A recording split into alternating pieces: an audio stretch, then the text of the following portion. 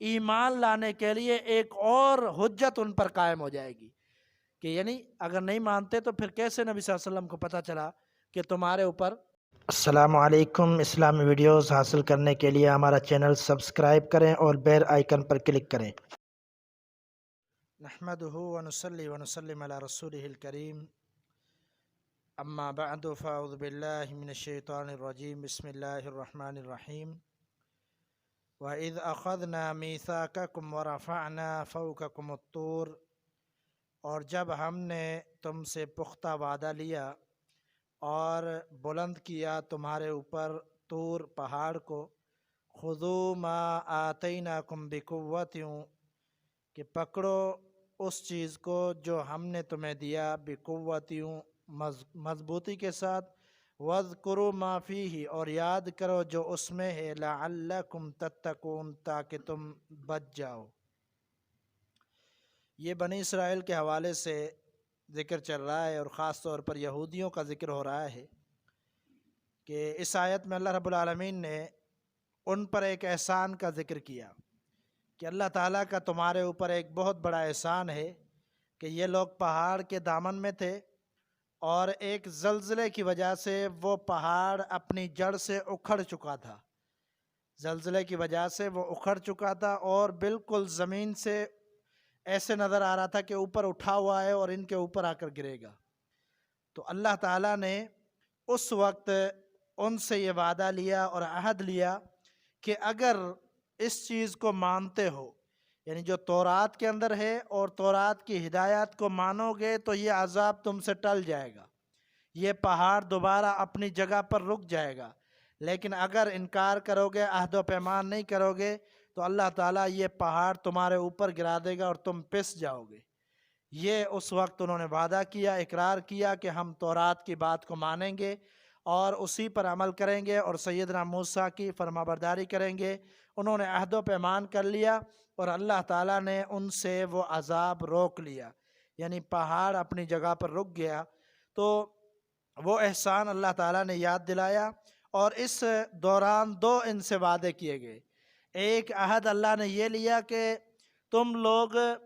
جو بھی تمہیں دیا گیا، یعنی تورات کے ذریعے جو تمہیں دین دیا گیا ہے، اس کو مضبوطی سے پکڑو گے، اس کے علاوہ کسی اور دین یا کسی اور چیز کو نہیں فالو کرو گے۔ اس وقت کی بات ہو رہی ہے جب سیدنا موسیٰ علیہ السلام ان کے نبی تھے اور رسول تھے۔ اور دوسرا ان سے یہ وعدہ لیا گیا کہ جو چیز اس کے اندر ہے اس کو یاد کرو گے تو پھر تمہارے لیے نجات ہے، تم لوگ بچ سکتے ہو۔ تو انہوں نے دونوں اقرار کیے، کہا کہ ہم اس کو یاد بھی کریں گے اور جو اس کے اندر فرامین ہمارے لیے ہیں، احکام ہیں، ان کو مانیں گے اور تسلیم کریں گے۔ پھر اللہ تعالیٰ اگلی آیت میں فرماتے ہیں، ثُمَّ تَوَلَّيْتُم مِّن بَعْدِ ذَلِكَ، پھر تم لوگ پھر گئے، اس کے بعد تم لوگ پھر دوبارہ پھر گئے، یعنی دوبارہ نافرمان ہو گئے۔ یعنی پہلے جو تمہاری عادتیں تھیں اور بری خصلتیں تھیں، نافرمانی کرنا، پیغمبر کو تکلیف دینا، پریشان کرنا،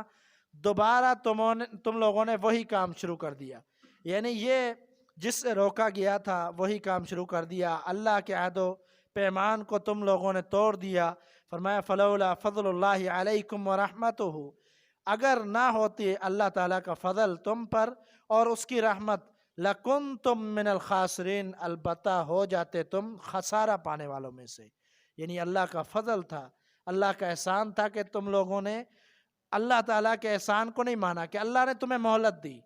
اللہ نے عذاب ٹال دیا اور تمہیں مہلت دی توبہ کرنے کی، لیکن اگر اللہ چاہتا تو تمہارے اوپر عذاب نازل ہو جاتا اور تم تباہ و برباد ہو جاتے۔ لیکن اللہ تعالیٰ نے اپنی رحمت اور فضل کے ذریعے تمہارا جو ہے وہ عذاب ٹال دیا۔ یہ تمہارے اوپر اللہ تعالیٰ کا بہت بڑا احسان تھا۔ لیکن انہوں نے کیا کیا؟ یہ جو سارے انہوں نے کام کیے تھے، پیغمبر کی نافرمانی اور عہد و پیمان کو توڑ دینا، یہ سارے جو نافرمانیوں کے کام جو پہلے ذکر ہو چکے، یہ عہد و پیمان کرنے کے بعد انہوں نے بار بار عہد کو توڑ دیا، وعدے کو توڑ دیا۔ اور اللہ تعالیٰ نے اگلی آیت پہ پھر فرمایا وَلَقَدْ عَلِمْتُمُ الَّذِينَ اعْتَدَوْا مِنْكُمْ فِي السَّبْتِ، اور البتہ تحقیق جان لیا تم لوگوں نے جنہوں نے زیادتی کی، جنہوں نے حد سے تجاوز کیا تم میں سے فی السبت، ہفتے والے دن، جمعے کے بعد ہفتہ آتا ہے، اس دن کو سبت کہا جاتا ہے، تم لوگوں نے زیادتی کی ہفتے کے دن، فَقُلْنَا لَهُمْ كُونُوا قِرَدَةً خَاسِعِينَ، تو ہم نے کہا ہو جاؤ تم قردتاً، بندر رسوا۔ یہ اللہ تعالیٰ نے تمہیں سزا دی، تو یہ سزا ایسی تھی کہ یہ لوگ اس کو چھپاتے تھے، یہ سزا انہی کے لیے نازل ہوئی تھی اور ان کی قوم میں نازل ہوئی تھی، اور اس کا تذکرہ ان کی تورات میں بھی موجود نہیں تھا، یعنی تورات کے اندر موجود نہیں تھا کہ تم پر اللہ تعالیٰ نے یہ عذاب نازل کیا، لیکن ان کی نسلوں کو پتا تھا کہ ہمارے بڑوں پر یہ اللہ تعالیٰ کی طرف سے عذاب نازل ہوا، کوئی بندر ہو گئے، کوئی خنزیر ہو گئے، یہ اللہ تعالیٰ نے عذاب نازل کیا تھا۔ نبی علیہ السلام کو وحی کر کے اللہ تعالیٰ نے یہ بتلایا کہ ان کو یاد دلاؤ، ان یہودیوں کو بتلاؤ کہ تمہارے اوپر یہ عذاب نازل ہوا تھا۔ یہ تو چھپاتے تھے، یہ بتانے کی وجہ کیا تھی؟ بتانے کی وجہ یہ تھی کہ یہ سمجھ جائیں گے کہ اللہ کے سوا کوئی نہیں جانتا، اور اللہ نے ہی نبی علیہ السلام کو وحی کر کے بتلایا ہے، اور ایمان لانے کے لیے ایک اور حجت ان پر قائم ہو جائے گی کہ یعنی اگر نہیں مانتے تو پھر کیسے نبی صلی اللہ علیہ وسلم کو پتہ چلا کہ تمہارے اوپر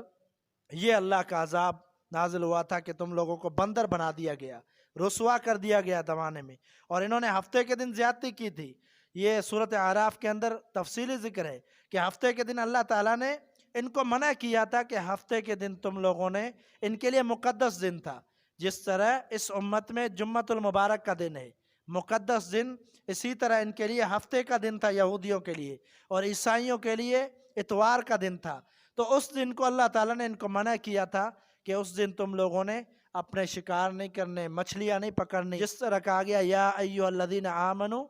اذا نودی للصلاۃ من یوم الجمعۃ، اس امت میں یہ حکم ہے جب جمعے کی اذان ہو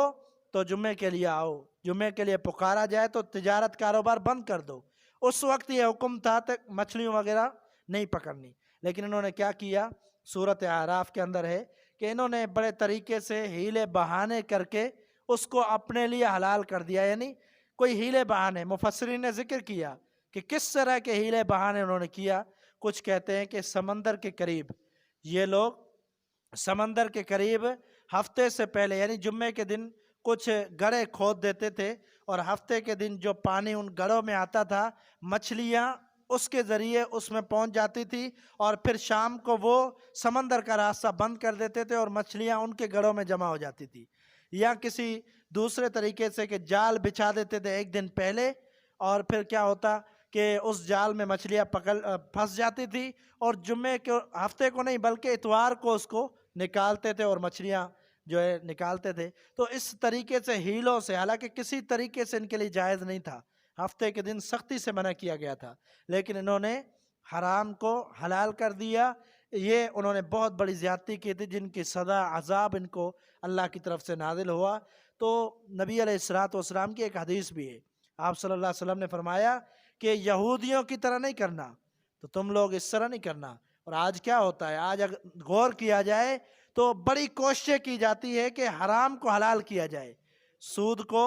بڑے طریقوں سے حلال قرار دیا جاتا ہے اور طریقے اپنائے جاتے ہیں ہیلے بہانے کر کے۔ اسی طرح جو زنا کا معاملہ ہے، کتنا سنگین جرم ہے، اس کو بھی کچھ لوگوں نے کہا کہ عوض دے کر، پیسے دے کر، اجرت دے کر عارضی طور پر نکاح کیا جا سکتا ہے، حالانکہ یہ بھی حرام کام ہے۔ اسی طرح اگر دیکھا جائے کچھ طبقہ یہ بھی کہتا ہے کہ جو شراب ہے وہ انگور اور کھجور کی جو شراب ہے وہ حرام ہے، باقی حلال ہے،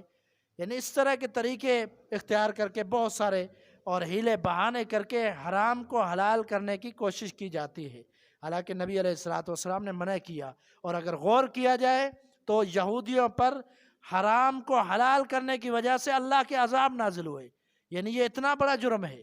اور اس امت میں بھی یہ جرم کیا جاتا ہے۔ تو اس لیے سوچنا چاہیے، غور کرنا چاہیے۔ یہ جو پچھلی امتوں کے واقعات بیان کیے جا رہے ہیں، اس کا سبب یہی ہے کہ اس امت کو غور و فکر کرنا چاہیے اور اپنے پیغمبر کی اطاعت کرنی چاہیے، اور اللہ تعالیٰ کی حرام کردہ چیزوں کو حرام ہی سمجھے، حلال کردہ چیزوں کو حلال ہی سمجھے، اور دین حنیف کے مطابق چلیں تاکہ یہ بچ جائے آخرت کے دن اللہ کے عذاب سے۔ وما توفیق الا باللہ۔